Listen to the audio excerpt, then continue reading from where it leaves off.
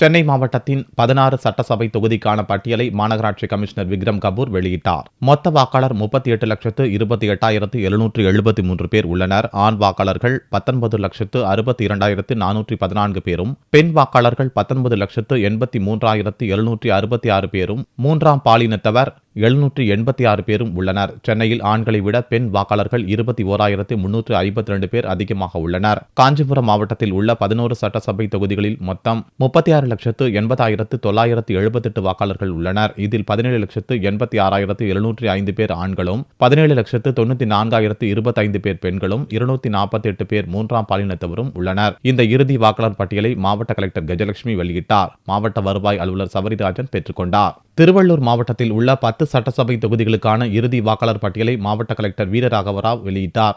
மொத்தம் 31,01,592 வாக்காளர்கள் உள்ளனர். இதில் ஆண்கள் 15,82,630 பேரும், பெண்கள் 15,77,343 பேரும், மூன்றாம் பாலினத்தவர் 619 பேரும் உள்ளனர்.